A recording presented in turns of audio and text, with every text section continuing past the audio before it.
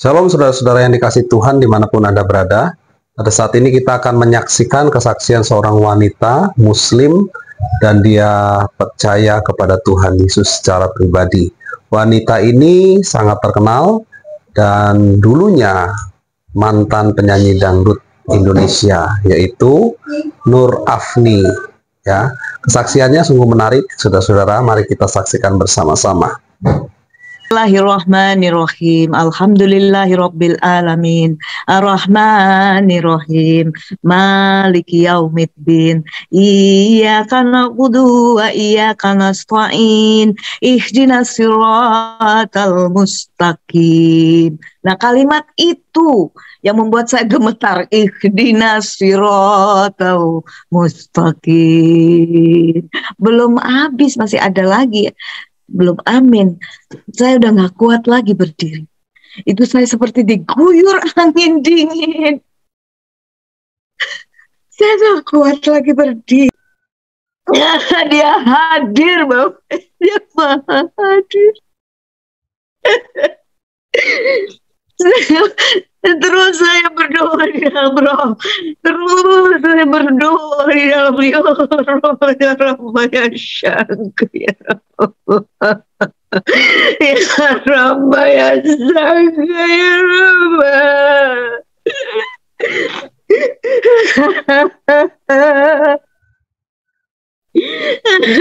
Saat itu saya melihat Tuhan Yesus Masya di atas Ka'bah. Ya Rabbah, ya Syakir, ya Rabbah, ya Syakir, ya Abah, rahmatuka ya Rabbah, ya Syakir, ya Rabbah. Bapak, terima kasih. Cahayanya luar biasa. Dengan jubah putih yang berkilauan, cahayanya luar biasa.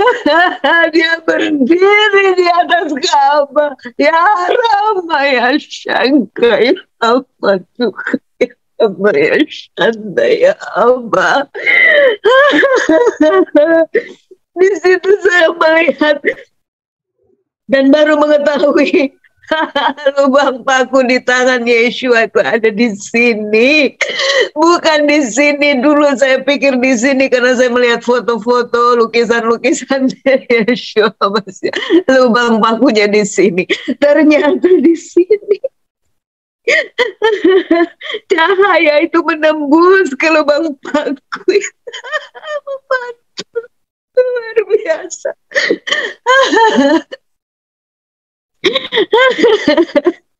Penglihatan itu tidak pernah kabur, tetap jelas sampai saat ini. Karena itu penglihatan yang Tuhan berikan. Saya tidak pernah lupa, tidak bisa lupa. 1 Yohanes 2 ayat 28. Maka sekarang anak-anakku, tinggallah di dalam Kristus, supaya apabila ia menyatakan dirinya, kita beroleh keberanian percaya dan tidak usah malu terhadap dia pada hari kedatangannya. Puji Tuhan, firman Tuhan yang luar biasa. Puji syukur kepada Bapa Sorgawi yang Maha Pengasih dan Penyayang. Saya bersyukur memiliki Tuhan Juru Selamat di dalam Tuhan Yesus Hamasya. Awalnya dulu saya mengenal nama Tuhan itu Yesus Kristus pada saat saya sekolah SMA Kristen Metodis di Medan. Untuk agama lain tidak diwajibkan harus mengikuti pelajaran agama Kristen. Karena saya iman yang lama bukan Kristen. Tetapi saya ingin tahu karena, dan satu lagi, saya tidak mau rapor. Saya agama kosong. Jadi saya juga yakin bahwa saya nggak mungkin jadi Kristen gitu ya. Karena saya sekolah di sekolah Kristen, saya harus mengikuti pelajaran agama Kristen untuk rapor saya agama tidak kosong, dan saya ingin tahu siapakah Yesus itu. Karena di iman saya yang lama, Yesus itu adalah nabi, tetapi di agama Kristen, Yesus Kristus itu adalah Tuhan dan Juru Selamat. Jadi rasa ingin tahu itulah membuat saya mau masuk setiap mata pelajaran agama. Saya minta izin kepada guru agama dan diberi izin. Hari pertama saya begitu belajar, saya mendengar tentang Yesus. Pertanyaan saya yang paling besar itu adalah kenapa dia disebut Tuhan, dan itu yang mendorong saya untuk cari tahu, ingin kenal siapa Yesus itu. Dan saya beranikan setelah belajar agama di sekolah itu beberapa kali ya, ketiga kalinya itu saya mohon izin kepada guru agama untuk saya bisa meminjam Alkitab untuk saya bawa pulang ke rumah. Karena saya sudah SMA dulu tidurnya sama ibu terus karena anak bungsu. Jadi begitu SMA saya dapat kamar sendiri. Jadi saya berani bawa Alkitab pulang ke rumah karena saya punya meja belajar juga ada kuncinya. Dan karena dorongan rasa ingin kenal Yesus itu membuat saya berani. Dan pada saat itu saya sering sholat tengah malam, sembahyang tengah malam itu kesukaan saya gitu ya. Karena udah sepi, orang sudah pada tidur, kita menyembah dia. Tetapi saya menyembah saat itu, saya bilang, di mana engkau ya? Ya Allah, kok aku nggak kenal gitu. Tapi saya taat untuk melakukan sholat itu 5 waktu, malah ada sholat sunat ya. Jadi satu hari itu tetapi saya masih terus cari mana ya yang saya sembah Allah itu. Nah, waktu saya sekolah SMA Kristen itu dorong untuk mengenal siapakah Yesus itu. Dan waktu saya selesai tahajud, sembahyang tengah malam, di sebelah kiri Al-Quran, di sebelah kanan Alkitab. Karena di Al-Quran saya menemukan ayatnya bahwa Isa bin Maryam Rasulullah. Jadi artinya kalau kalimatullah Isa bin Maryam itu dia adalah kalimat yang keluar, firman yang keluar dari mulut Allah. Dan Isa bin Maryam Rasulullah. Nah, kalau dia rohnya Tuhan, rohnya Allah, dia berarti Allah, bukan hanya nabi. Itu yang mendorong saya mencari Yesus. Di Alkitab begitu saya tahajud, saya berdoa, ya Allah, kalau saya berdosa, mencari tahu tentang Yesus. Tetapi kalau saya tidak berdosa, siapakah engkau Yesus? Aku ingin kenal firman Tuhan. Tuhan itu bisa merasakan apa yang saya rasakan. Tuhan itu bisa merasakan apa yang saya butuhkan untuk mencari kenal Dia. Dan firman Tuhan yang setelah saya tahu bahwa carilah maka engkau akan menemukan. Di Alkitab ada, sekarang saya sudah tahu itu. Dulu saya hanya tahu saya mau cari kenal Yesus. Mintalah maka diberikan. Begitu saya ambil, saya buka Alkitab, Injil. Di sebelah kanan saya Alkitab. Saya buka. Lalu saya dapatkan Yohanes 1. Saya bacakan, pada mulanya adalah firman. Firman itu bersama-sama dengan Allah. Dan firman itu adalah Allah. Pada saat itu saya menyebut Allah. Karena di Alkitab tulisannya Allah. Dan kalau pada mulanya firman itu bersama-sama dengan Allah, dan firman itu adalah dia, berarti dia bukan hanya nabi. Bapak Ibu, puji syukur saya kepada Tuhan yang hidup. Dia hidup, firman hidup, yang bisa mendengar seruan kerinduan hati kita.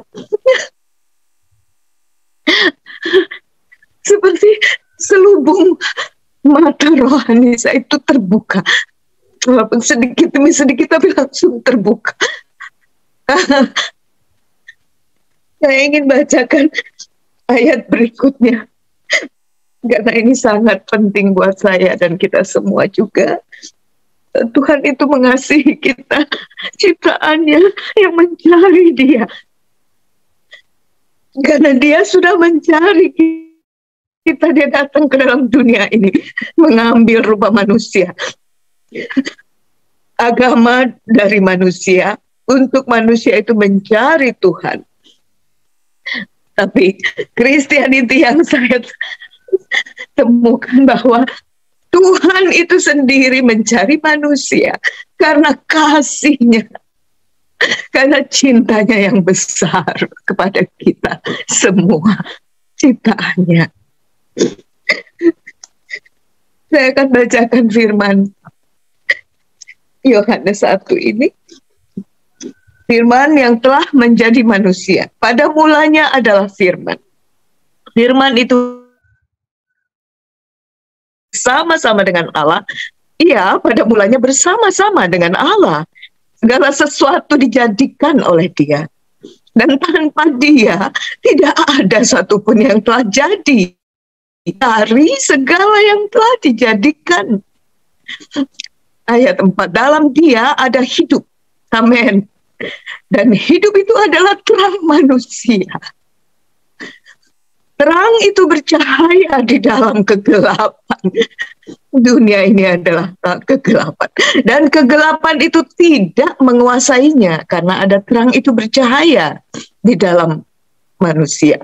Dan datanglah seorang yang diutus Allah. Namanya Yohanes. Ia datang sebagai saksi untuk memberikan kesaksian tentang terang itu. Supaya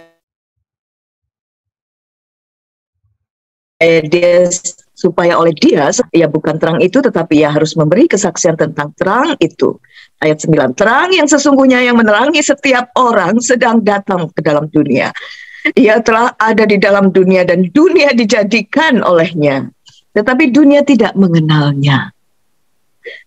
Bapak Ibu, kita harus kenal dia, Tuhan itu. Tak kenal, maka tak sayang, istilah dunia aja ada kalimat itu. Tak kenal, kita kenal, kita sayang, apalagi kita kenal dekat dan intim, dan selalu berhubungan setiap hari, setiap saat dengan dia. Dia lebih dari apapun dalam hidup ini, karena dia mengasihi kita dengan kasihnya yang besar, yang manusia tidak bisa berikan.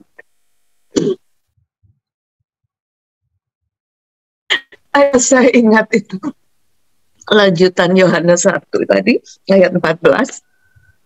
Dia datang kepada milik kepunyaannya. Firman itu telah menjadi manusia dan diam di antara kita, dan kita lihat kemuliaannya yang kepadanya sebagai anak tunggal Bapa, penuh kasih karunia. Dia datang ke dalam dunia kepada miliknya, tapi banyak orang yang memiliki agama tidak mengenal dia dan tidak menerima dia. Bapak Ibu saya kasih, saya bersyukur oleh Tuhan untuk mengenal dia, karena awalnya saya ingin cari tahu siapakah Engkau, Yesus. Aku ingin tahu siapakah Engkau. Walaupun saat itu saya masih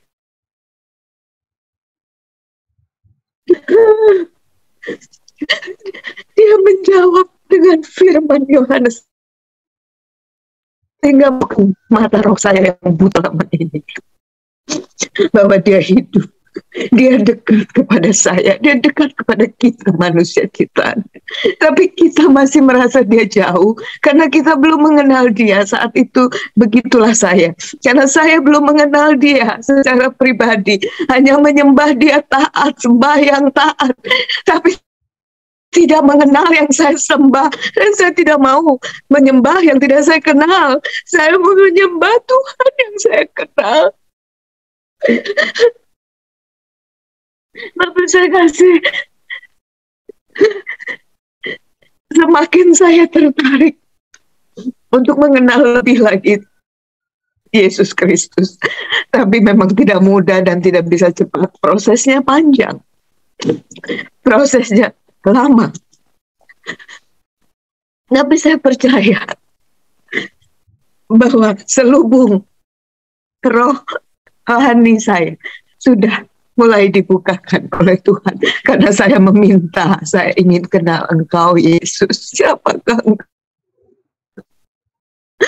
Bapak Ibu, saya kasih singkat cerita.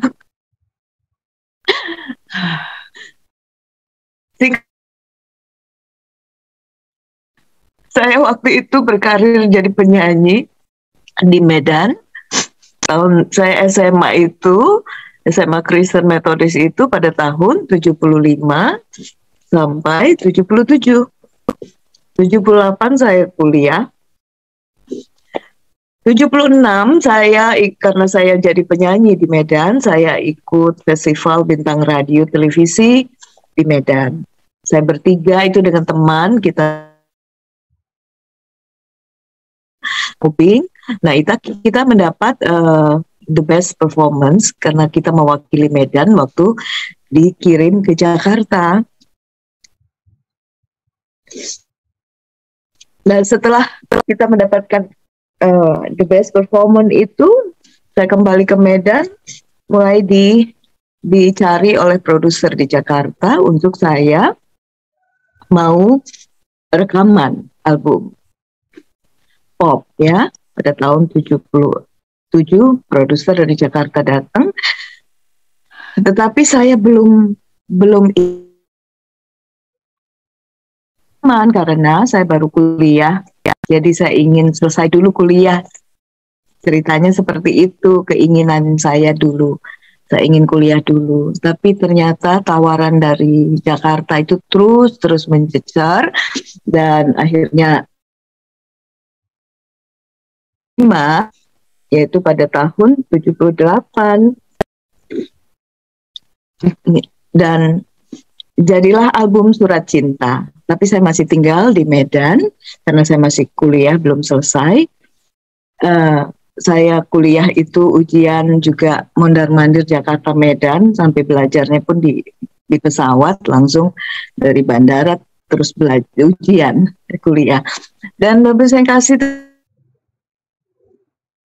ternyata album pertama tahun 78 itu Surat Cinta. Mungkin Bapak Ibu masih ingat, membaca surat cinta yang Tuhan tuliskan. Ingat kisah cinta Siti Nurbaya, wajah cantik dan ayu, siapa yang punya mata lentik dan sayu, siapa yang punya, ku yang bangga bahagia, siapa yang punya, kalau bukan Tuhan kekasih saya. Dulu saya mengatakan setiap nyanyi, kalau bukan Tuhan kekasih saya. Tapi sekarang dalam pelayanan saya sering diminta di gereja nyanyi lagu itu, saya selipkan, kalau bukan Tuhan kekasih saya. Begitu. Dan akhirnya album itu sukses, sehingga semakin banyak tawaran untuk rekaman dan show. Akhirnya saya belum sempat selesai masih di tingkat 2, belum selesai di tingkat 3. Akhirnya kuliah saya tidak berlanjut, karir saya yang terus berlanjut. Karena ternyata tidak bisa dua-dua, harus salah satu dikorbankan. Waktu itu saya ingin kuliah karena ingin bekerja, ingin mendapatkan penghasilan pasti kalau bekerja. Tapi setelah Tuhan izinkan saya menjadi salah satu penyanyi di Indonesia, pasti Tuhan punya rencana yang indah. Dan saya menjadi penyanyi. Akhirnya pindah ke Jakarta karena memang tidak mungkin berkarir di Jakarta, banyakkan di Jakarta, tapi mondar-mandir ke Medan. Akhirnya saya putuskan pada tahun 80 saya tinggal di Jakarta. Bapak Ibu yang kasih, yang dikasihi oleh Tuhan. Kasih Tuhan itu membuat saya jatuh cinta kepadanya. Karena lewat pengenalan ya, karena tak kenal maka tak sayang. Tuhan itu senang kalau kita kenal dekat dengan Dia. Karena Dia sangat menyayangi kita. Dia sangat mengasihi kita. Pengorbanannya besar, luar biasa. Setelah saya belajar mengenal semakin dekat pengorbanan Tuhan Yesus Kristus yang sekarang saya sebut Dia Yeshua HaMashiach. Karena Yesus Kristus juga nama Dia dalam bahasa Indonesia, tetapi kok belakangan ini saya kepincut dengan nama yang asli dari sana, yaitu Yeshua HaMashiach. Waktu Dia datang ke dalam dunia ini, namanya karena Dia lahirnya bukan di Indonesia, jadi saya kok tertarik untuk menyebut nama itu Yeshua HaMashiach. Yesus Kristus itu Yeshua HaMashiach. Dan saya rasa sejahtera ya menyebutkan nama itu.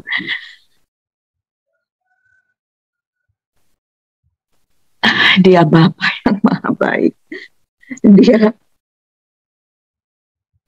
Dia tebus kita manusia di atas kayu salib. Dengan nyawanya, darahnya tercurah. Sehingga tabir itu terbuka. Kita bisa menghampiri hadiratnya. Karena Dia sudah membuka jalan, itu sudah terbuka oleh pengorbanannya di atas kayu salib. Tabir itu sudah terbuka.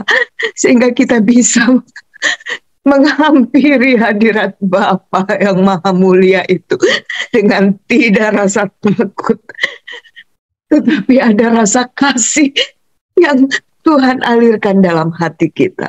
Pasti kita bisa merasakannya.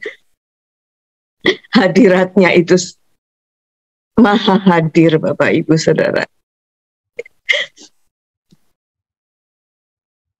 Akhirnya lewat proses yang panjang,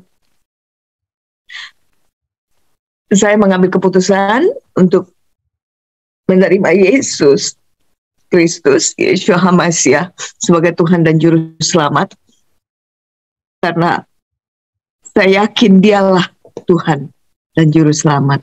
Karena Dia mendengar setiap saya bertanya tentang Dia. Dia menjawab dengan firman Tuhan. Firman Tuhan di Alkitab, di Injil ini, firman yang hidup, yaitu pribadinya sendiri.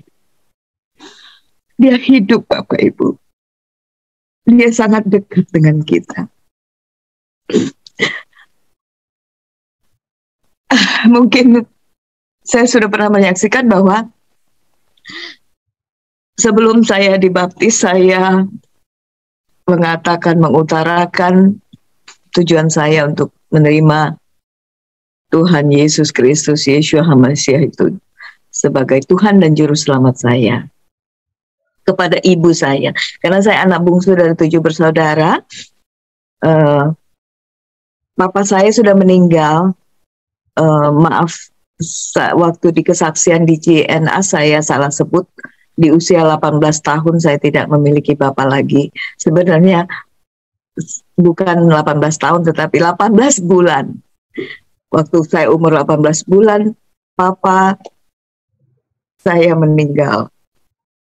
Jadi saya tidak merasakan kasih sayang bapak, tapi saya dipuaskan oleh kasih sayang ibu dan kakak-kakak serta abang saya. Dan waktu itu saya sangat terbuka kepada ibu. Saya bilang, ibu, saya tertarik untuk mengenali Yesus sebagai Tuhan dan Juru Selamat. Karena dialah Tuhan itu. Saya percaya, saya mau menerima dia, dan saya mau dibaptis. Ibu saya kaget, shock, karena dia pikir ya, dia mendaftarkan anaknya ke SMA Kristen Metodis, pasti dia yakin bahwa anaknya tidak mungkin masuk Kristen gitu. Karena dididik taat ya dari umur 3 tahun, kemana-mana bawa atribut itu untuk sembahyang.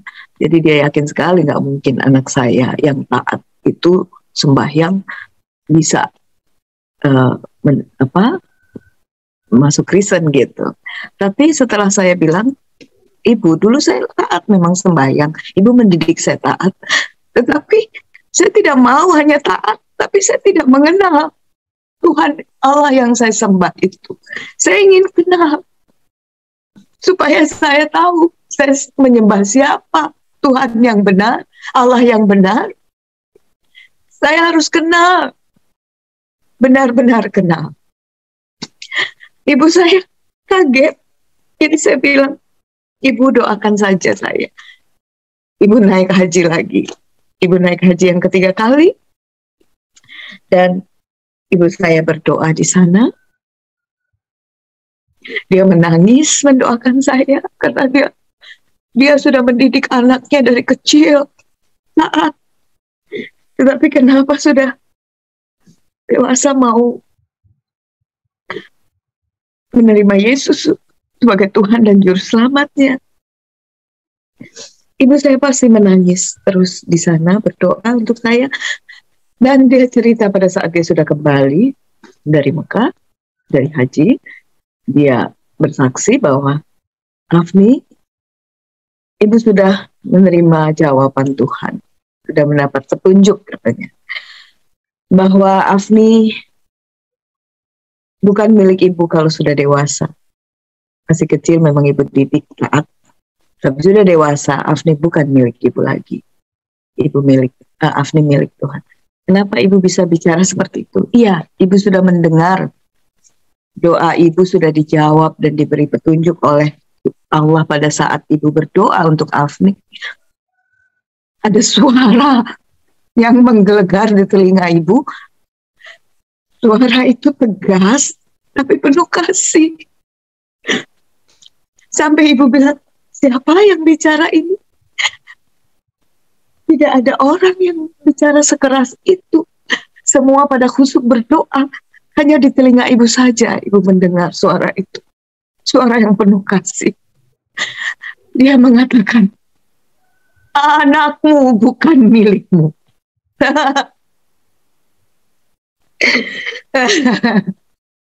Bapak menjawab doa ibu saya, diberi jawaban itu, sehingga ibu saya akhirnya ikhlas. Dia serahkan kepada saya, ibu serahkan kepada Afni keputusan itu. Karena ibu yang mendaftarkan Afni di SMA Kristen Metodis. Sekarang Afni menemukan Tuhan yang Afni cari. Dan ibu sudah berdoa juga, kenapa anakku harus menerima Tuhan Yesus. Tapi ibu sudah diberi jawaban di dalam doa bahwa Afni sudah dewasa, bukan milik ibu, tapi Afni milik Tuhan. Terima kasih Tuhan. Akhirnya Bapak Ibu, saya tetapkan untuk dibaptis.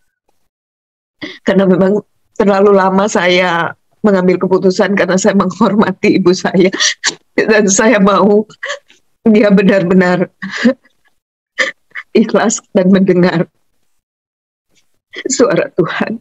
Dan dia mendapatkan jawaban sehingga dia tidak berat hati untuk membiarkan saya menerima Yesus Tuhan, Yeshua HaMashiach sebagai Tuhan dan Juru Selamat. Akhirnya saya dibaptis pada tahun 81. Nah, itu dia sebagai Kristen itu, setelah saya menjalankan sebagai Kristen beberapa tahun, saya pikir, kok Kristennya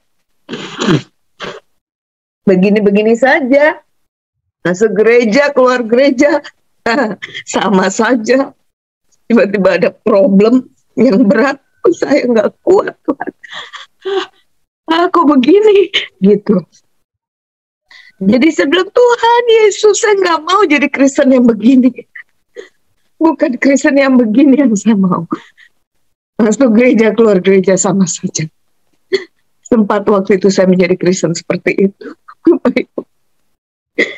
Tapi saya dituntun ke rumah Tuhan, di gereja Tabernakel, Kabar Mempelai. Saya beribadah di situ.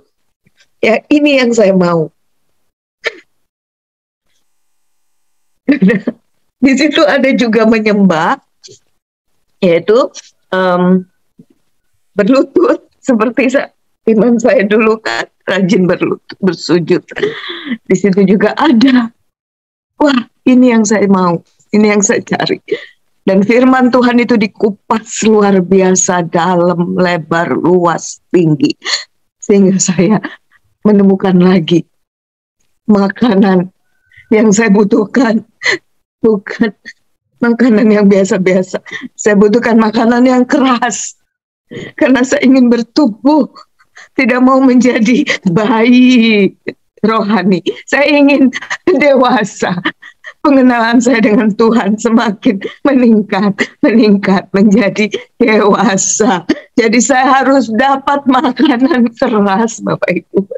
Nggak bisa dikasih bubur saja. Nanti saya lemah begitu. Karena ikut Yesus, ikut Tuhan Yeshua HaMashiach. Menerima dia sebagai Tuhan dan Juru Selamat. Tidak biasa-biasa saja. Harus mau dan berani, sangkal diri dan pikul salib. Luar biasa Tuhan mendidik saya. Tuhan mendidik saya. Dan Bapak Ibu saya kasih, pada saat itulah saya mendapatkan firman yang memberkati hidup rohani saya untuk bisa bertumbuh seperti yang Tuhan kehendaki. Karena dulu saya pikir, kok jadi Kristen begini-begini saja, saya nggak mau Kristen yang begini. Dan Bapak Ibu saya kasih, Tuhan berikan saya firman yang menjadi berkat buat saya, sangat menjadi berkat, yaitu dalam Matius 25. Izinkan saya membacakannya untuk kita semua. Luar biasa, Tuhan itu dahsyat Bapak Ibu. Dia hidup, dia maha hadir, dia rindu kita dekat dengan dia. Dia rindu kita intim dengan dia. Jangan intim dengan manusia saja, intimlah dengan Tuhan. Tuhan mau saya intim dengan dia. Tuhan mau saya fokus dengan dia. Karena dia sumber segala sesuatu dalam hidup saya dan hidup kita. Bapak Ibu, izinkan saya membacakan Matius 25 ya. Ini firman yang sangat menjadi berkat buat saya. Oh, terima kasih Tuhan, terima kasih. Firman-Mu iya dan amin. Maaf, air mata saya nggak bisa. Air mata sukacita, air mata bahagia. Matius 25. Ini firman sangat menjadi berkat buat saya. Izinkan saya ingin bacakan ya, Bapak Ibu, Saudara yang dikasih Tuhan Yesus Hamasiah. Gadis-gadis yang bijaksana dan gadis-gadis yang bodoh. Pada waktu itu hal kerajaan sorga seumpamanya 10 gadis yang mengambil pelitanya dan pergi menyongsong mempelai laki-laki. 5 di antaranya bodoh dan 5 bijaksana. Gadis-gadis yang bodoh itu membawa pelitanya, tetapi tidak membawa minyak. Sedangkan gadis-gadis yang bijaksana itu membawa pelitanya dan juga minyak dalam buli-buli mereka. Tetapi karena mempelai itu lama tidak datang-datang juga, mengantuklah mereka.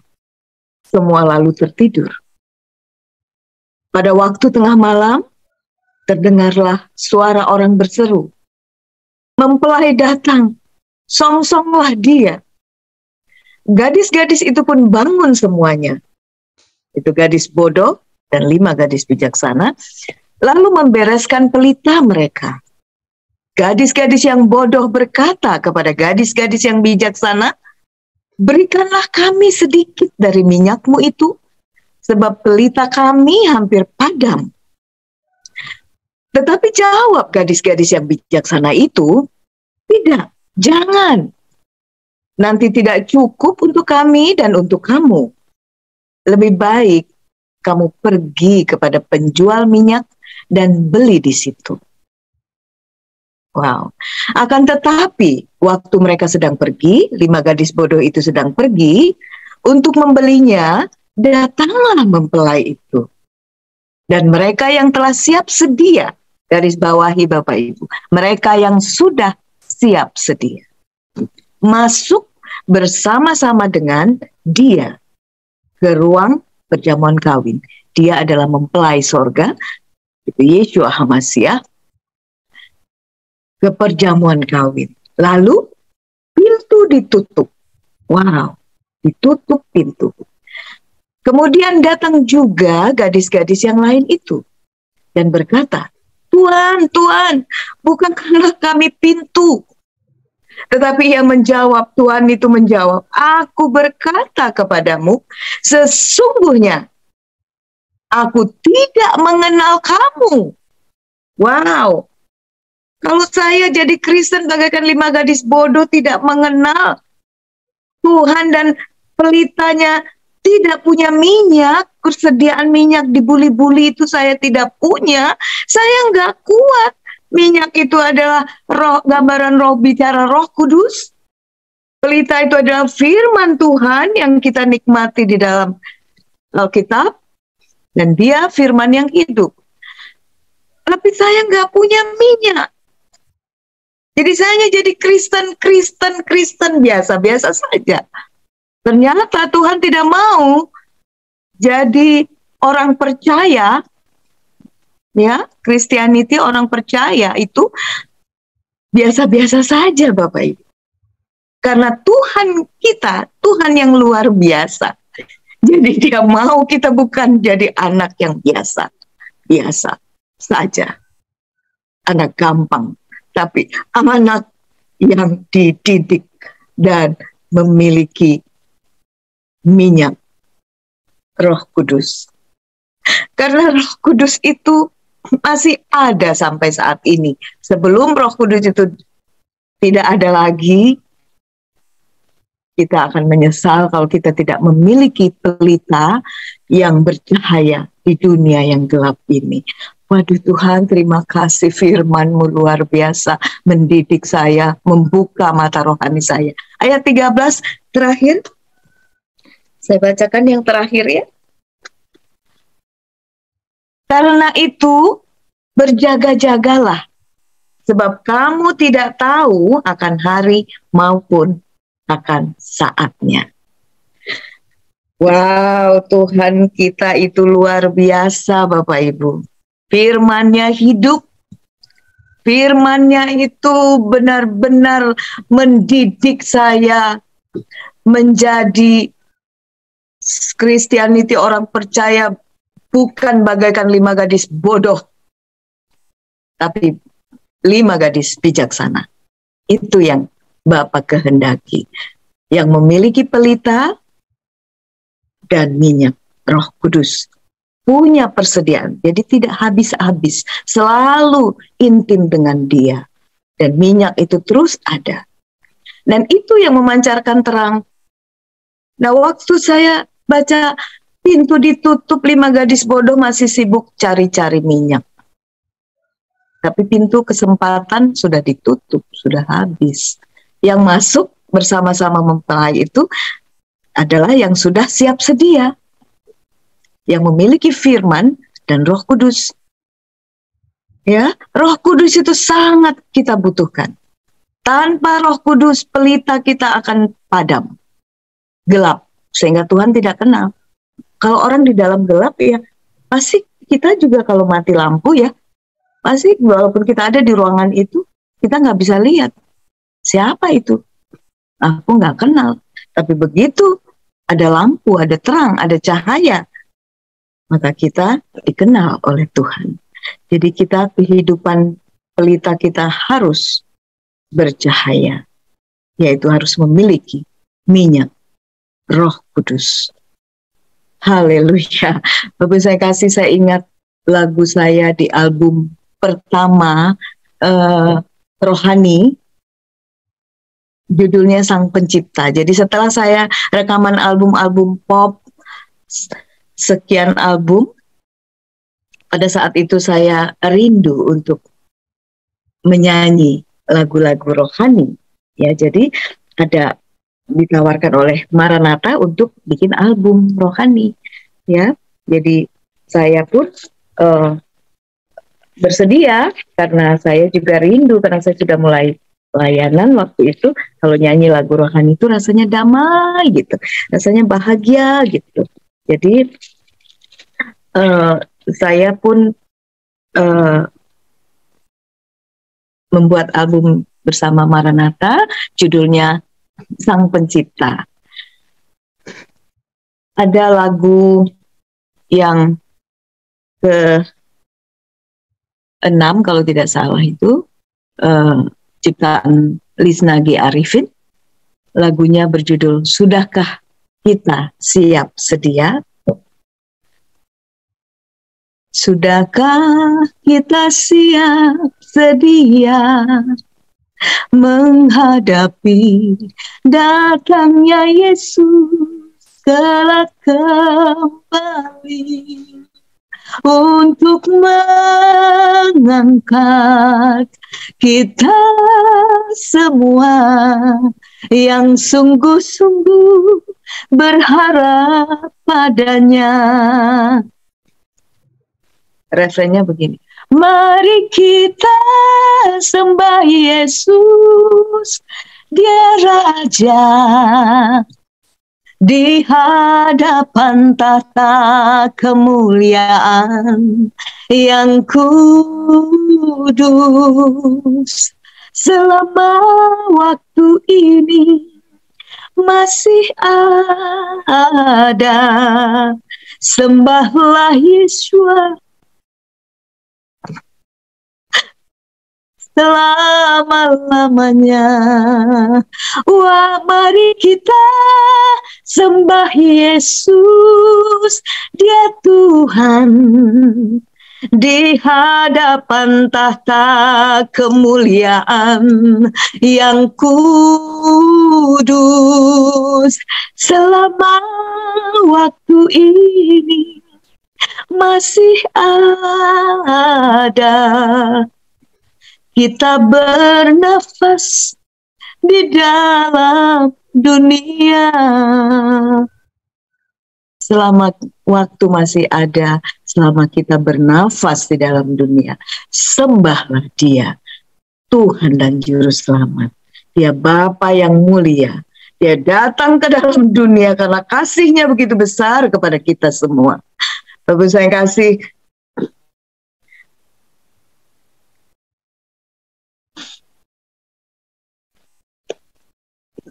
ada satu kejadian yang sangat luar biasa buat saya. Setelah saya menerima Yesus sebagai Tuhan dan Juru Selamat, saya sudah melayani Tuhan kemana-mana. Saya sudah diundang menyanyi di Amerika untuk nyanyi lagu rohani, lagu memuji Tuhan, karena saya memang bahagia sekali saya bisa memuji Tuhan dengan mazmur, karena saya tidak bisa membalas kasih Tuhan itu yang begitu besar, sehingga saya memberikan hidup saya untuk melayani Tuhan. Saya tinggalkan dunia sekuler, lagu-lagu pop saya tinggalkan. Terakhir album saya, sebelum saya mengambil keputusan untuk melayani Tuhan lewat Kidung Rohani, album pop saya waktu itu pop Jawa, itu album terakhir, judulnya Getuk, dan satu lagi pop ini arti yang terbaik. Jadi album Getuk itu lagu Jawa. Mungkin Bapak Ibu ada yang tahu lagu itu. Sore-sore pada bulan, ayo konco podo dolanan, rene-rene bebarengan, rame-rame dok kegojekan, getuk asale saka telo, moto ngantuk iku tambane opo. Ya gitu kira-kira lagu Getuknya. Dan saya nggak menyangka album itu sangat disukai di Indonesia maupun di Belanda. Itu ada daerah Belanda, banyak orang Jawa di sana. Apa ya namanya negaranya itu. Dan album Getuk itu sampai di sana. Puji Tuhan, Tuhan memberkati album itu. Dan album arti kesetiaan. Dan pada tahun 72 itu album Getuk pada tahun pada tahun 91 album Getuk itu, dan saya mengambil keputusan tahun 92 mulai belajar pelayanan, diajak oleh teman waktu itu menyanyi di gereja. Dan tahun 93 baru saya benar-benar terjun ke pelayanan. Sungguh-sungguh saya meninggalkan dunia sekuler sehingga menghilang di dunia pop, karena saya sudah menemukan mutiara yang indah, sehingga saya lewat talenta yang Tuhan berikan. Karena talenta ini Tuhan juga izinkan saya diperkenalkan sebagai penyanyi di Indonesia ini. Pasti Tuhan punya rencana yang indah buat saya. Dan saya mau menyanyi untuk memuji Dia lewat kidung-kidung rohani. Sehingga Tuhan bawa saya terbang tinggi. Pada saat itu, problem masalah saya di dalam hidup luar biasa. Kelas berat. Tapi dahsyatnya Tuhan itu bawa saya terbang tinggi sehingga saya tidak dikuasai oleh problem itu, tapi problem itu yang harus saya kuasain dengan saya melayani Tuhan. Saya menyanyi, memuji, kidung rohani, bermazmur bagi Tuhan. Dahsyatnya Bapak Ibu, waktu saya jadi penyanyi pop Indonesia, tidak pernah itu saya diundang menyanyi ke Amerika, ke Australia, ke Eropa, ke Belanda. Paling jauh saya diundang ke Singapura, Malaysia. Waktu nyanyi lagu pop, Surat Cinta, Bila Kau Seorang Diri, ya sampai lagu Getuk. Itu paling jauh Singapura sama Malaysia. Tapi Tuhan Yesus HaMashiach jauh lebih besar dari apa yang ada dalam dunia ini. Dia bawa saya terbang tinggi. Begitu saya mau melayani Tuhan, saya bisa ke Amerika hanya karena menyanyi, memuji Tuhan, bersaksi tentang pengalaman pribadi saya mengalami Tuhan. Saya dibawa terbang tinggi ke Amerika sampai 3 kali. Luar biasa Tuhan itu. Ke Belanda sampai 3 kali, ke Australia, keliling Amerika bukan hanya satu kota. San Francisco, LA, New York, Boston, Hawaii. Waduh, sampai saya nggak pernah menyangka diundang ke Washington sampai bisa melihat istana presiden pada saat itu. Senang banget ya bisa sampai ke sana. Dan yang satu lagi yang saya tidak pernah menduga, kok saya bisa diundang di gereja orang kulit hitam di New Jersey. Wow, itu luar biasa mereka mendengar kesaksian saya. Mereka tuh sampai berdiri, haleluya, lompat-lompat, spontannya luar biasa. Ya, mereka memuji Tuhan itu luar biasa. Satu jiwa diselamatkan, malaikat surga bersorak-sorai. Bapak saya kasih singkat cerita, kalau saya ceritakan itu semua pelayanan saya dari tahun 73 sampai 73 sampai 2000 berapa itu ya, 2005 atau 2003 itu saya masih melayani. Terus 2007 masih ada pelayanan. Sampai sekarang juga ada, tapi karena pandemi jadi pending dulu. Singkat cerita, ada satu kejadian yang sangat luar biasa buat saya, karena waktu itu ibu saya sebelum meninggal, dia menerima Tuhan Yesus Kristus, Yeshua HaMashiach, sebagai Tuhan dan Juru Selamatnya. Luar biasa, itu hadiah Tuhan. Firman Tuhan itu iya dan amin. Dan ibu saya menerima Tuhan Yesus sebagai Tuhan dan Juru Selamat itu dahsyat Tuhan. Di waktu dia sakit, Bapak Ibu, saya sering ke Medan, sampai sebulan di Medan, dan dia selalu bilang, Afni doakan ibu ya. Waktu di Jakarta sebelum dia sakit, dia meninggal itu tahun 2003 pada umur 83. 3 bulan sebelum dia meninggal itu dia menerima Yesus sebagai Tuhan dan Juru Selamat. Sebelumnya, yaitu pada tahun 2000, dia masih kuat ke Jakarta. 2001 dia masih kuat ke Jakarta. Iya, 2001 itu terakhir. 2002 dia mulai sakit-sakitan karena udah umur lanjut. 2001 itu dia masih datang ke Jakarta, Bapak Ibu. Dan dia bilang, Afni kok kuat ya melewati badai gelombang kehidupan Afni sebagai orang yang percaya Tuhan Yesus gitu ya. Dia dari dulu menyebut Tuhan Yesus, kayaknya udah berani gitu, cuma masih belum ini terang-terangan. Kalau ibu nggak kuat seperti Afni, tapi Afni kok bisa kuat, luar biasa Tuhan Yesus itu ya. Nah, ibu pengen tahu juga di mana Afni beribadah, katanya gitu. Ajaklah ibu ke gereja Afni. Saya ajak Bapak Ibu. Tapi ibu pakai jilbab begini, pakaian lengkap gitu, nggak apa-apa ya, katanya gitu. Oh nggak apa-apa, ibu cantik pakai jilbab. Nggak apa-apa masuk gereja pakai jilbab, saya bilang gitu. Jadi saya minta izin kepada Bapak Gembala dan Ibu, Bapak Pendeta Peter Wiantono dan Ibu Marsha almarhum waktu itu. Saya bilang, Bapak Ibu Gembala, ibu saya ingin datang ke gereja. Karena saat itu Natal dulu, hari pertama dia datang ke gereja, dia katanya mau lihat saya nyanyi pada acara Natal gereja. Boleh ya Bapak Ibu? Tapi dia bilang nggak apa-apa pakai pakaian lengkap atribut dia. Bapak Gembala dan Ibu bilang nggak apa-apa nih, pakai aja, jangan disuruh buka. Dan benar, akhirnya ikutlah dia ke gereja Bapak Ibu. Dia masuk gereja, bayangin pakai jilbab.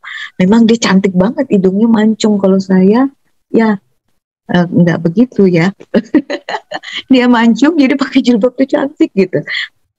Begitu dia masuk ruangan gereja itu, udah pasti mata memandang kepada dia.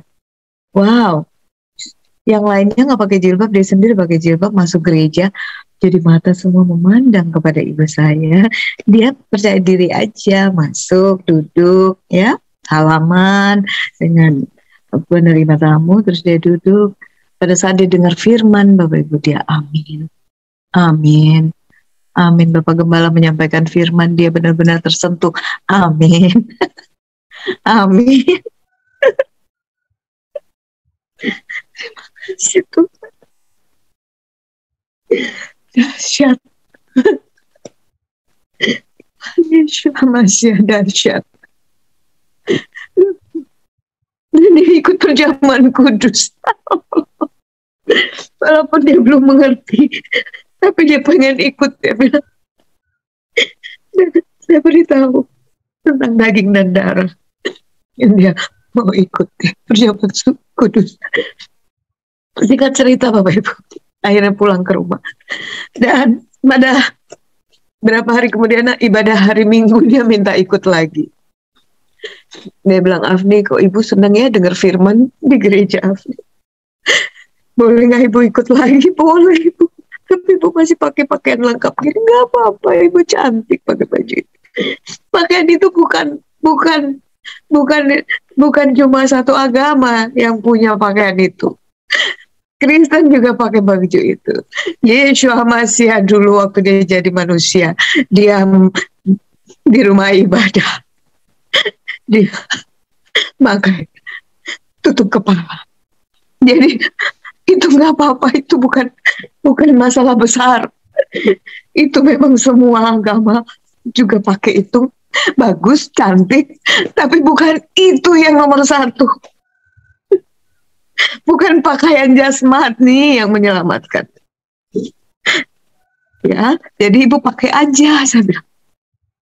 Tapi saya nggak ngomong gitu tadi sama ibu. Itu omongan saya, karena saya udah mengerti. Tapi saya cuma bilang, ibu pakai aja, ibu cantik pakai itu. Emang cantik dia pakai jilbab itu. Dan Bapak Ibu saya kasih, dia benar-benar senang gitu dengar firman. Dia aminin, amin, amin. Dan sampai di rumah besok lusa apa besok itu ya. Ya setelah hari Minggu ibadah itu, dia mau pulang ke Medan. Ya, dia bilang, Afni, kasihlah ibu Alkitab. Dahsyat. Saya nggak pernah, Bu, ini Alkitab baca, enggak. Ibu sendiri yang minta. Tuhan bekerja di dalam hati ibu. Tuhan menjamah ibu. Luar biasa Tuhan. Yesus masih dahsyat. Dan saya belikan Alkitab. Saya pilih di toko buku Immanuel. Dan singkat cerita dia pulang ke Medan ya. Nah itu tahun depannya dia udah mulai sakit-sakitan, tapi dia bilang, ibu baca terus ini. Ini ada di Al-Quran, ada ini Afni. Ini ada, ini betul, ini betul. Dia bilang gitu ya. Cuma dia tidak mudah juga buat dia di depan keluarga yang begitu kuatnya untuk langsung gembar-gembor gitu. Jadi dia berhikmat juga, puji Tuhan. Yang penting kan itu keselamatan urusan dia pribadi dengan Tuhan, dia pikir. Dia nggak perlu cerita-cerita karena dia udah mulai dihujat-hujat oleh adiknya yang guru ngaji. Apa itu kakak haji tapi mengizinkan anaknya masuk Kristen? Jadi saya juga bisa merasakan apa yang ibu rasakan. Saya hanya terus berdoa untuk ibu. Dan dia juga hatinya lembut. Luar biasa ibu saya. Ya singkat cerita akhirnya 3 bulan sebelum dia meninggal. Nah itu dia waktu di rumah sakit. Dia bilang, Afni doakan ibu. Dia benar-benar mau menyerahkan hidupnya. Harus benar-benar gitu. Karena dia udah merasa sudah waktunya. Dan saya bilang, ibu percaya Tuhan Yesus sebagai Tuhan dan Juru Selamat ibu. Nah, Afni berdoakan di dalam nama Tuhan Yesus Kristus. Ya, ibu percaya, doain ibu. Waduh, Bapak Ibu langsung saya bilang, suster, tolong kunci pintu. Karena kalau nggak dikunci pintu, begitu saya masuk, saya baca Alkitab, karena saya bawa Alkitab kalau ke dekat ibu. Terus saya berdoa, saudara-saudara saya mengaji, mengaji dikeroyok saya sendiri, dikeroyok banyak orang. Waktu ibu bilang mau minta berdoa sama saya, langsung dikunci. Saya bilang, suster kunci pintu supaya mereka nggak masuk. Mereka ketok-ketok tapi nggak bisa masuk karena dikunci. Dan akhirnya ibu peluk tangan saya, kita berpelukan tangan berdoa. Ibu ikutin saya ya. Iya. Jadi awalnya itu saya doa Bapa kami dulu, dia ikutin. Ibu ikutin, Bapa kami yang di sorga, dikuduskanlah namamu, datanglah kerajaan, jadilah kehendakmu, di bumi seperti di sorga. Berikanlah kami pada hari ini makanan kami yang secukupnya, dan ampunilah kami akan kesalahan kami, seperti kami pun mengampuni orang yang bersalah pada kami, dan janganlah membawa kami ke dalam pencobaan, tetapi lepaskanlah kami daripada yang jahat, karena engkaulah yang punya kerajaan dan kuasa dan kemuliaan sampai selama-lamanya. Ibu ikutin itu doa, ya saya pelan-pelan supaya ibu ngikutin gitu ya. Terus baru doa penyerahan,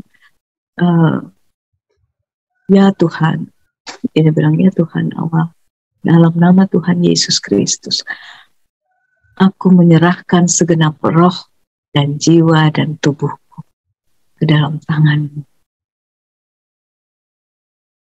Ampuni aku Tuhan, aku menyerahkan, sekali lagi, dia ikutin terus, aku menyerahkan roh dan jiwa dan tubuhku ke dalam tangan-Mu ya Tuhan. Engkaulah Tuhan dan Juru Selamatku. Aku percaya di dalam nama Tuhan Yesus Kristus. Amin, amin. Yang belum lepas tangan saya, dan dia melihat ke atas gitu ya, dia tegaskan lagi, amin. Setelah berapa detik kemudian itu, dia masih pegang tangan saya, amin. Dahsyat, saya percaya roh dan jiwanya diselamatkan, ya, rohnya terutama diselamatkan. Dengan mulut orang mengaku bahwa Yesus Tuhan dan Juru Selamat, maka dia selamat. Dengan hati, dia sudah lama dengan hati mengaku bahwa Yesus Tuhan dan Juru Selamat, cuma masih belum terang-terangan. Dia sudah dibenarkan. Waktu dia masuk gereja itu, dia sudah mengakui dalam hati. Nah, setelah dia menerima Yesus sebagai Tuhan dan Juru Selamat, saya berbahagia. Itu hadiah yang luar biasa dari Tuhan. Janji Tuhan ya dan amin. Firman-Nya mengatakan, satu orang percaya dan setia, maka seisi rumah diselamatkan. Haleluya. Bapak Ibu, waktu tapi kalau saya cerita lagi itu panjang ya. Singkat saja, akhirnya ibu saya meninggal, ya, 3 bulan kemudian. Tapi yang saya tahu, ibu saya sudah menerima Yesus Kristus, Yeshua HaMashiach sebagai Tuhan dan Juru Selamatnya, karena dia sudah mengaku dengan mulutnya di dalam doanya. Puji Tuhan, puji Elohim, haleluya. Dan ini satu kesaksian saya, yaitu pada saat saya bergumul, saya rindu kakak-kakak saya juga menerima Yesus sebagai Tuhan dan Juru Selamat. Ya,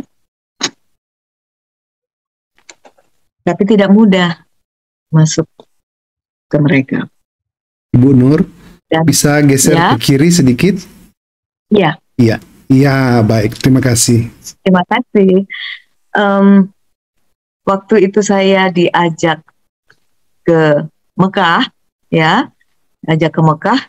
Ya, saya ceritakan kesaksian saya yang luar biasa buat saya di depan Ka'bah ya. Kalau saya ceritakan kronologisnya sampai saya ke Mekah itu panjang, jadi mohon maaf saya singkat saja karena intinya itu saya ingin menyaksikan bahwa dahsyat Tuhan melakukannya pada saat saya sembahyang di depan Ka'bah di Mekah. Jadi singkat cerita saya diajak saya ke Mekah oleh kakak-kakak saya, dan Hari pertama sembahyang di depan Ka'bah, waktu itu waktu sholat Isya, masih nunggu imamnya yang memimpin sembahyang. Jadi kita masih ada waktu untuk sholat sunat 2 waktu. Saya sudah pasti pakai atribut itu yang saya pernah punya dulu ya.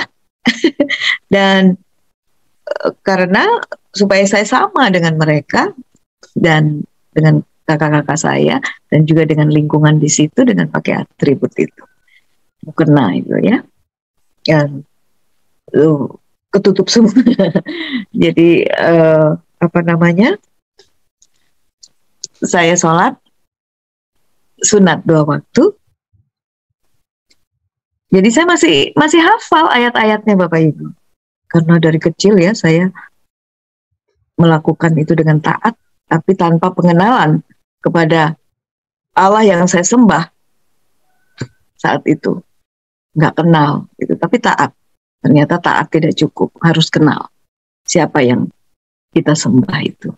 Ya Bapak Ibu, dan saya masih ingat doanya itu. Awalnya pasti baca Al-Fatihah ya. Bismillahirrahmanirrahim. Alhamdulillahirabbil alamin. Arrahmanirrahim. Maliki yaumiddin. Saya lengkapin aja ya sampai saya berhenti. Saat itu udah nggak bisa lagi saya bahasa Arab. Doanya jadi bahasa roh. Bismillahirrahmanirrahim. Alhamdulillahirabbil alamin. Arrahmanirrahim. Maliki yaumiddin. Iyyaka na'budu wa iyyaka nasta'in. Ihdinas siratal mustaqim. Nah, kalimat itu yang membuat saya gemetar. Ihdinas siratal mustaqim. Belum habis, masih ada lagi. Belum amin, saya udah gak kuat lagi berdiri. Itu saya seperti diguyur angin dingin.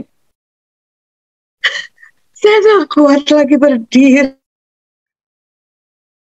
Sujud, kepala saya di bawah, mata saya, mulut saya semua di bawah. Bahasa Arab itu lagi doanya, tapi yang keluar bahasa roh. Yang selama ini saya menyembah Dia di dalam roh dan kebenaran. Saya terus berdoa di dalam roh. Dia hadir di situ. Hadirat Tuhan hadir di situ. Pada saat saya menyembah di dalam roh dan kebenaran, padahal sebagai mukena, Dia hadir, Bapak. Dia maha hadir. Terus saya berdoa di dalam roh. Terus saya berdoa di dalam roh. Ya Rabbi, ya Syangku, ya Rabbi. Ya Rabbi, ya Syangku, ya Rabbi.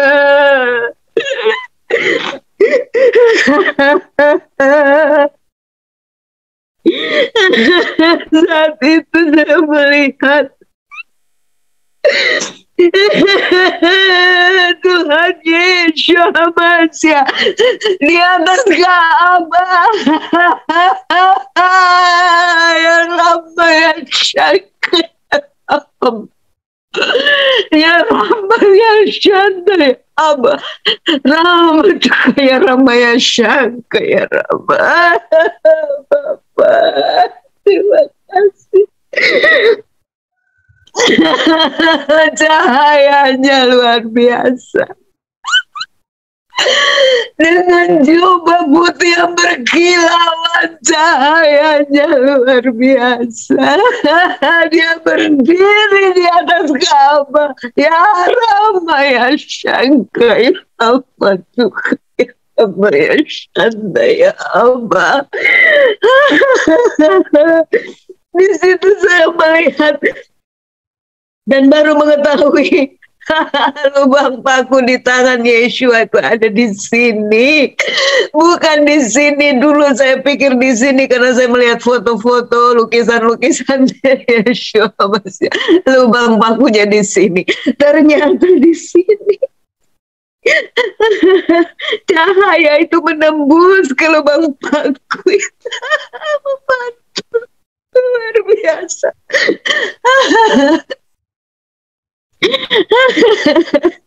Penglihatan itu tidak pernah kabur, tetap jelas sampai saat ini. Karena itu penglihatan yang Tuhan berikan. Saya tidak pernah lupa, tidak bisa lupa. Saya terus di dalam perut sampai kakak saya, Bapak Ibu. Di sebelah saya lihat, ini anak kenapa? Orang masih berdiri, dia udah sujud. Saya nggak bisa bicara karena saya masih diliputi oleh hadirat Tuhan. Terus saya berbahasa roh dengan Tuhan, berkomunikasi dengan roh Tuhan. Terima kasih Tuhan. Terima kasih Bapak yang maha baik. Sampai di hotel saya terus berdoa, Tuhan, apa artinya penglihatan saya itu? Tuhan itu hidup, Bapak Ibu. Mintalah maka kau akan menerima. Saya meminta petunjuk, pengertian, pemahaman dari penglihatan itu. Dia berdiri di atas Ka'bah dengan membuka tangannya lebar-lebar dan memantul cahaya dari lubang paku di tangannya. Dia bercahaya luar biasa. Dia berdiri di atas Ka'bah. Kemuliaannya luar biasa. Mata jasmani tidak bisa, tidak mampu melihat itu. Tapi puji syukur kepada Tuhan Yesus Masih. Tuhan memberikan penglihatan itu lewat mata rohani saya, sehingga jelas sekali saya melihat. Bapak Ibu, sampai di hotel saya terus berdoa minta petunjuk. Tuhan berikan saya pemahaman arti dari penglihatan saya. Tuhan Yesus Masih ada di atas Ka'bah dengan cahaya kemuliaan yang luar biasa. Dan Tuhan menjawab. Artinya penglihatan saya itu satu. Kemanapun engkau pergi, aku ada. Aku menyertai, aku ada. Kedua, aku pun mengasihi mereka yang sujud. Bapak Ibu, kita yang sudah diberi keselamatan, yang sudah percaya, Tuhan mau kita juga mengasihi mereka, berdoa untuk mereka, supaya mata hati mereka dibukakan, dan mereka juga menerima keselamatan. Karena Tuhan Yesus masih datang ke dalam dunia bukan membawa agama. Tuhan datang mencari kita manusia karena kasih-Nya yang besar untuk kita diselamatkan. Tuhan mengasihi kita semua. Bapak Ibu. Marilah kita terbeban untuk terus berdoa. Tuhan mau kita menjadi bagian dari rencana Tuhan. Terus berdoa dan berjaga-jaga supaya banyak manusia diselamatkan. Itulah kehendak Bapa Surgawi. Karena Bapa tidak mau manusia itu masuk neraka. kematian kekal, siksaan kekal di lautan api. Bapa itu kasihnya luar biasa kepada kita ciptaannya. Dia mau kita masuk surga. Karena lewat dia datang mencari kita dan menebus kita di atas kayu salib. Tabir itu terbuka. Hanya Tuhan yang mau menebus, mati untuk kita, dan yang layak untuk menebus kita manusia berdosa. Lewat kematiannya dia membuka tabir sehingga tidak ada lagi halangan untuk kita menghampiri hadiratnya. Lewat kematiannya di atas kayu salib, menebus kita manusia berdosa. Dia membuka jalan lagi untuk kita terus berjuang di jalan kebenaran untuk memperoleh hidup yang kekal, surga yang kekal yang Tuhan sudah sediakan untuk kita. Jangan sia-siakan waktu lagi. Waktunya sudah semakin singkat, semakin dekat. Tuhan sudah mau datang. Persiapkanlah diri kita. Persiapkanlah hidup kita. Apakah kita layak bagaikan orang percaya 5 gadis bijaksana yang masuk bersama-sama mempelai dan pintu ditutup? Jangan kita menjadi orang percaya bagaikan 5 gadis bodoh.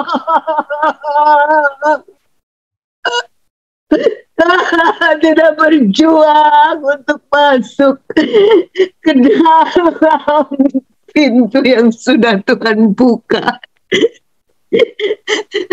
Lewat darahnya, darah yang kudus untuk membayar kita dengan lunas. Hargailah itu, karena kita berharga di mata Tuhan, sehingga dia mau berkorban untuk kita, membuka jalan untuk kita terhubung kembali dengan Bapa Sorgawi. Akulah jalan, kebenaran, dan hidup. Yeshua HaMashiach adalah jalan, kebenaran, dan hidup. Arti dari ihdinas siratal mustaqim itu adalah tunjukkanlah kami jalan yang lurus. Bapak Ibu, jalan yang lurus itu adalah jalan yang benar. Jalan yang benar itu sudah pasti lurus.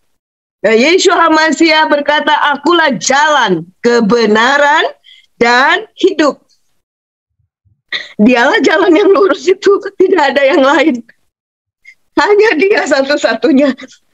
Dia Tuhan dan Juru Selamat manusia. Siapapun yang merasa manusia ciptaan Tuhan, hanya dia Juru Selamat manusia. Dia sudah datang ke dalam dunia. Kasihnya besar.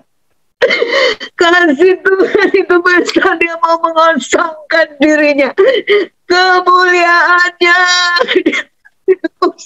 Dia datang mengambil rupa manusia untuk menebus kita, membuka jalan itu. Tabir itu terbuka karena tidak ada manusia yang layak menebus dosa manusia berdosa. Hanya Tuhan, darah yang kudus, yang menebus manusia yang darahnya berdosa untuk diselamatkan. Jangan kita buang waktu lagi. Marilah kita mempersiapkan diri, karena itu yang dikehendaki Bapa. Jangan takut kita menghampiri hadiratnya, karena tabir itu telah terbelah. Tuhan, begitu besar cintamu kepada kami manusia berdosa.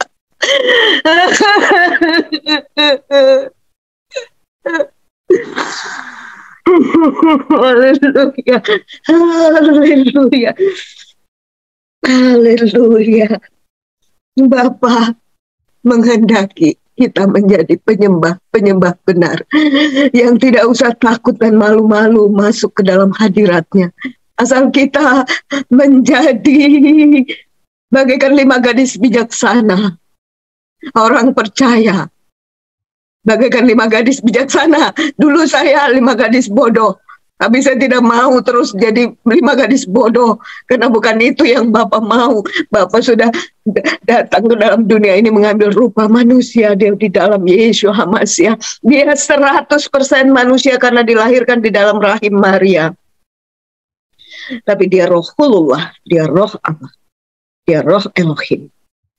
Dia 100% Allah. Dia 100% Tuhan. Dia 100% Elohim. Dahsyat. Begitu berharganya kita, Bapak Ibu. Siapa kita manusia ini yang tadinya berdosa ditebus oleh darah yang kudus. Betapa besar kasih Tuhan, pengorbanan Tuhan. Janganlah kita sebagai orang percaya menyia-nyiakan lagi selama masih bernafas, selama masih diberi waktu. Mari kita menghampiri hadiratnya. Karena dia maha hadir. Dia dekat sekali dengan kita. Bapa rindu kita menjadi penyembah-penyembah benar. Dalam Yohanes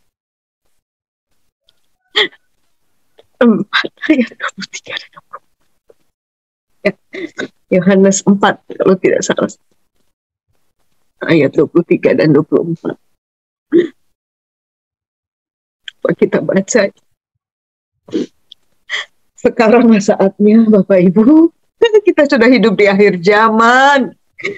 Jangan buang waktu lagi, waktu Tuhan sudah dekat. Sudah amat sangat dekat, Tuhan mau datang. Apakah kita sudah mempersiapkan diri bagaikan 5 gadis bijaksana yang punya pelita dan punya minyak? Tetap terang, memancarkan terang. Ini firman sangat menjadi berkat buat saya. Sehingga saya bertekun untuk menyembah dia. Saya mau menjadi penyembah yang dikehendaki Bapa. Saya tidak mau menjadi penyembah yang tidak dikehendaki Bapa. Inilah dia, penyembah yang dikehendaki Bapa. Kita baca ya Yohanes 4 ayat 23. Tetapi saatnya akan datang dan sudah tiba sekarang bahwa penyembah-penyembah benar akan menyembah Bapa dalam roh dan kebenaran. Sebab Bapa menghendaki penyembah-penyembah demikian. Kita garis bawahi, Bapa menghendaki. Jadi kita harus cari kehendak Bapa. Bukan kehendak kita lagi, tapi kehendak Bapa. Supaya tidak ada batas lagi antara kita dengan Bapa. Itu kita bisa memanggil dia Bapa. Hadiratnya kita bisa nikmati kehadirannya. Dia maha hadir. Ayat 24. Allah itu, Elohim itu, Bapa itu adalah roh. Roh ya, roh besar ya. Kita roh kecil. Dan barang siapa menyembah dia, harus menyembahnya.